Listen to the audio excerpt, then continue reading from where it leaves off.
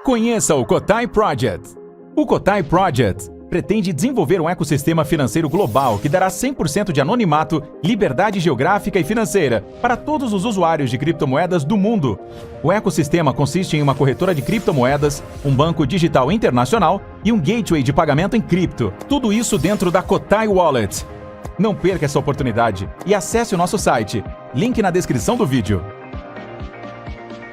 Eu acho que a gente vive num período em que, em alguma medida, ser fraco se tornou uma virtude, sabe? É como se tu alcançasse determinadas posições à medida do teu sofrimento. Então, se tu é pobre, preto, favelado, estuprado, desdentado, analfabeto, nossa, tá incrível, tá maravilhoso. Só que tudo isso deveria ser enxergado como algo que deve ser superado e, a partir de então, ser reconhecido por aquilo que tu construiu apesar das suas dificuldades. E não ser reconhecido pelas dificuldades em si, sabe? Tu tem que construir algo além daquilo que tu recebeu. Transformar todo aquele lixo que tu recebeu da sociedade, da realidade imposta que tu não escolheu e fazer algo realmente melhor. Então, eu penso que, em alguma medida, as pessoas acabaram absorvendo isso, desenvolvendo não somente uma tolerância, mas uma condescendência exacerbada diante de demonstrações de fraqueza, de fragilidade emocional, de instabilidade emocional.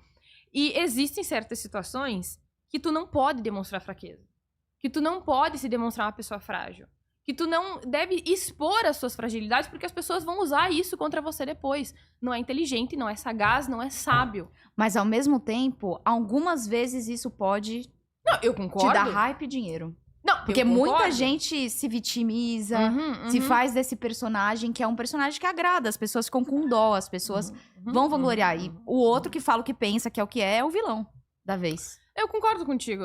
Só que o meu ponto é que algumas pessoas, elas não enxergam que tem gente farmando em cima do coitadismo. E a questão é que enxergam, mas geralmente naquela tribo que a pessoa já despreza. Então, por exemplo, não estou dizendo que isso não existe, tá? Eu penso que o movimento feminista, em grande parte, se tornou isso. Um ativismo farmador em cima de vitimismo. De, como eu poderia dizer, instrumentalizar a política de modo a resolver ou solucionar algumas questões subjetivas, pessoais e convenientes. Agora, quando isso é feito por um homem, por exemplo, ninguém reconhece. Na verdade, ele é necessariamente a vítima da história. Ele jamais bancaria o coitado. Ele jamais bancaria um papel de vítima.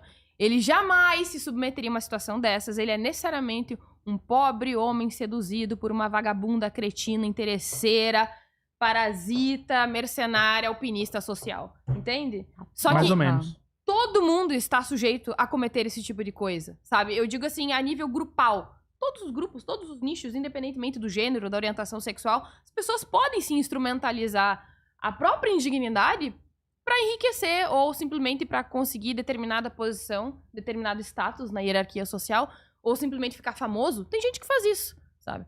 Só que o meu ponto é que eu considero isso desprezível. E embora a pessoa consiga alcançar determinados objetivos, eu penso que essa pessoa está alcançando isso à medida da sua indignidade. Eu acho patético. É uma estratégia. Ela é desprezível. Eu concordo que é desprezível, mas é uma estratégia ainda até que inteligente, né? Porque muita gente se usa disso, É né? eficiente, né? É Funciona. eficiente, funciona. De fato. Mas você disse que, por exemplo, que no caso as pessoas olham para o homem como se ele sempre fosse vítima de uma mulher mal intencionada e coisas do tipo? Não é necessariamente. Eu penso que depende de alguns elementos. É difícil de simplesmente dizer assim, as pessoas sempre pensam isso em todas as situações. Não. Tem uma composição do cenário ali em que é necessário uma mulher pobre, ou pelo menos que não tem muito dinheiro, não muito inteligente, geralmente ela é bonita ou gostosinha, e o cara, ele é feio ou ele consegue corresponder ao estigma do beta, então ele não é muito sedutor, ele não é muito bonitão, ele não é charmoso, mas ele tem dinheiro, tá? Então ele se envolve com uma mulher bonitinha, burrinha, gostosinha, e aí, eventualmente, pode ser que sim, pode ser que não, ela leva metade do patrimônio dele. Pronto, já bastou. Pobre, homem, coitado, usado. Não sei, abusado. hoje em dia eu acho que o pessoal fica... Não sei se faz tanto como o pobre. Fala assim, pô, ele foi muito burro, né? Na verdade, eu acho que pro homem sempre vai cair a responsabilidade, no sentido de que esse cara, ele tinha a opção de escolher. Qual mulher que ele escolheu? A interesseira? Então a culpa é dele. Mas será que ele tinha duas opções também? Claro. Tipo o quê, Júlio? Não tô dizendo... pegar um... Não tô dizendo que ele... porque ele tinha opções, vai escolher top model. Mas não é disso. Ele podia escolher uma mulher compatível com... Você é escroto agora, muito escroto, me perdoe. A estética dele. Mas vai. O cara tem 45 anos, não tá no shape definitivamente. O assunto dele é só jogo online. Foge desse exemplo. Vamos pro Amado Batista, que esse é o caso mais emblemático. 70 anos nas costas, a menina 22. E aí? Porra. Mas aí também, ele poderia ter uma opinião, umas pessoas com 70, mas ele não ia querer. Ele vai pegar as velhonas de 60, 70 anos? Cara, bota aí a Vera Fischer. Quantos anos ela tem? Mas será que a Vera Fischer vai ficar com esse cara? Ele é bilionário, né? Ele deve ter alguma coisa ali pra oferecer. Aí você tá falando que ele tá oferecer o dinheiro. Mas ela também tem dinheiro. Não, então, ele tem experiência, ele vai poder colocar ela pra apreciar um bom vinho, entendeu? Um bom restaurante. As coisas que ela gosta, tipo, eles são de níveis sociais iguais. Faz um exemplo que eu dei, mas sei lá, a Suzana Vieira. Suzana Vieira tem 70 já. Mas assim, tem uma coisa importante aqui. Mas você entendeu o que eu falei? Eu acho que no caso... Eu nunca vi uma mulher que ficou com um cara, entre aspas, mal, errado da história, que traía, que batia, não sei o quê. E alguém chegou nela e falou, você que escolheu. Eu nunca vi, de verdade, nenhum... Eu acho que hoje em dia tá até mudando um pouco. Talvez o pai possa falar isso. Tá, peraí, deixa eu fazer um parênteses. Mas eu nunca vi ninguém chegar aí da internet culpar uma mulher que saiu com um cara errado, o cara fez merda e ela ficou na bosta. Tá, peraí. Vamos considerar algumas coisas antes. Vamos finalizar um ponto pra ir pro outro. Em relação ao homem rico ficar com uma mulher mais jovem. Eu não vejo necessariamente um problema nisso. Agora, o meu problema é necessariamente encarar que esse tipo de relação em que o homem é abandonado ou que ele, enfim, tem que dividir o patrimônio dele, como se esse homem fosse uma vítima.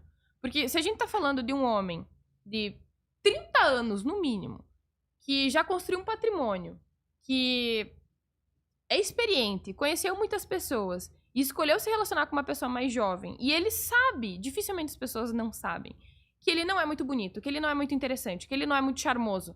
Ele realmente foi vítima de um golpe ou ele sabia o que estava acontecendo ali? Porque a gente não pode fingir que não existe um certo cinismo nesse tipo de relação. As pessoas sabem o que está acontecendo. Inclusive esse homem, inclusive essa mulher. Ela sabe que ela está sendo amada e desejada porque ela é jovem, porque ela é bonita, porque ela tem um frescor da juventude e da novidade.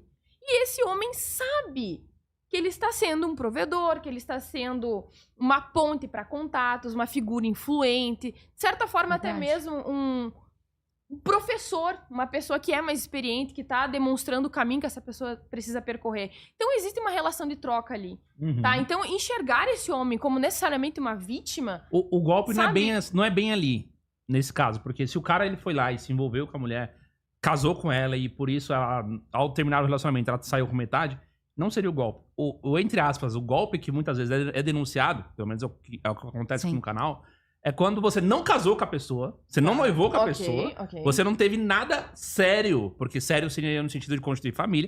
É assim que a nossa Constituição entende, por isso que você tem um nome de um negócio chamado união estável. Morar junto. Morou junto e tal, você tem intenção de constituir família, ótimo. Quando você não faz nada disso, só que a pessoa consegue uma questão de união estável porque você postou uma foto no Instagram com uma legenda "te amo para todo sempre". Tá, isso é golpe. Isso é indiscutivelmente golpe. Aí a pessoa chega e fala assim, não, olha aqui, ó, essa é a prova. Mas não tem filho, não teve casamento, não teve papelada, não teve nada. É golpe, ou então aquele caso da pessoa chamar o iFood na sua casa. Alguns advogados já denunciaram esse esquema. Chama o iFood na sua casa. Deixa eu pedir aqui do meu número e tal, tem um cupom, não sei o quê. Aí vai pro endereço do cara. Aí um final de semana a pessoa, eu tô ficando aqui direto, eu chego sexta-feira depois do trabalho e saio segunda de manhã. Deixa eu ficar com a digital aqui no portão. Aí a pessoa vai lá, tem um cadastro, não sei o quê. Entra como prova na questão do união estável. Esse seria o golpe. Caraca, mas nossa, o pessoal é rato mesmo. Mas tem um monte de perfil de advogado, advogada que fala sobre isso. E que ajuda. Que dá brechas, entendeu? O que poderia ser? Como é que eu fiquei 1 ano, 6 meses com a pessoa? Às vezes nem isso, mas enfim, 6 meses com a pessoa. eu quero mostrar que eu tenho união estável com ela. Aí ele começa a pedir. O que você tem? Você tem isso, tem aquilo, tem aquilo. Aí a pessoa compra um negócio, manda entregar lá pra você receber. Praga, né, cara? No Mercado Livre. Meu Deus. E a nossa Constituição, como ela não é nada clara, né? Não tem clareza nenhuma. Se você... Olha só que loucura. Se você chegar na Constituição e falar assim, eu quero saber quanto tempo é união estável e quanto tempo é só namoro. Entendeu? É só estamos se conhecendo, estamos se gostando e tal. Não tem como saber. Não tem. Então vai ter um juiz que lá na vara da Bahia, entendeu? Em Salvador, vai interpretar de um jeito e o outro cara vai interpretar de outro. E a justiça ela é um verdadeiro gamble. Aí você vê isso daí. E outra coisa que eu até falei com o meu advogado, não sei se o pessoal sabe, mas... E se vocês sabem, hoje, né, pode ser considerado uma união estável se o cara tiver um web namoro. Num web namoro, o cara falar que tem... Juro! Que tem algo sério com você, Deus, que tem perspectiva. Eu juro, gente. Pode conferir. O meu advogado... Esse do web namoro eu vi, mas aí eu não vi se isso ainda... Não sei se cabe recurso e tal. Eu acho se vai ser depende como definitivo. A pessoa criar a narrativa. Mas esse negócio, né? que eu falei aqui já tá acontecendo há muitos anos. Há muitos anos. Então o golpe não é bem assim, o cara fez e depois se arrependeu e aí tomou no cu. Que é outra história. É o cara não fazer e de repente chegou o oficial de justiça lá na sua casa, ó. Pra você. Aliás, teve algo bem polêmico e engraçado, que é de um amigo até meu, não sei se chegou a ver, o Rando Thiago. Que não ele sei quem é. Tem a Jaciá, não sei se vocês conhecem, é uma influenciadora que ela era dita como esposa troféu. Tá. E ficou como esposa troféu, troféu, e aí ela engravidou. Tá. E nesse momento, a mãe e ele, no mesmo dia, assim, na mesma semana, já falaram, vamos então, e vamos fazer uma separação total de bens. E aí ela gravou e ela ficou bem chateada e tal. Você acredita nessa mulher? Pelo amor de Deus, velho. Você acha que era só pra engajar? Essa mulher, ela tudo que ela faz é pra engajar. Essa mulher é a maior, tipo, fake da internet. É mesmo? Primeiro que ela disse que é esposa troféu, aí depois, não, eu trabalho, eu tenho minha rede social, tenho minhas coisas, eu vendo meus negócios e tal. Então ela trabalha e quis ser influenciadora, na visão dela, ela também trabalha e tal, e por isso ela se dedicava muito àquilo ali, mas também é esposa troféu. Aí ela posta que ela acorda 10 horas, come o que a mulher prepara pra ela, e ao mesmo tempo vai pra academia e espera o marido dela pra almoçar. E tal. E essa é a vida de esposa troféu. Só que ao mesmo tempo ela mostra que todo o corpo dela foi modificado. Aquele corpo não é resultado de academia e dieta porra nenhuma. Tudo aquilo plástica. Ali era a base da plástica, na base do bisturi, entendeu? Então aquela mulher, honesta. Se você parar pra ver tudo que ela fala, não liga lé com cré. Aquela mulher deveria entrar pro programa do Metaforando lá pra ele analisar as mentiras dela. Mas ela foi genial nisso aí.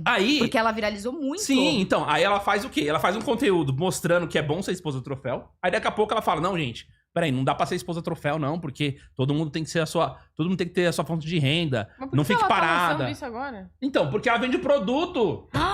Ela usou isso pra vender um curso. É pra engajar. Caraca, olha que gênia.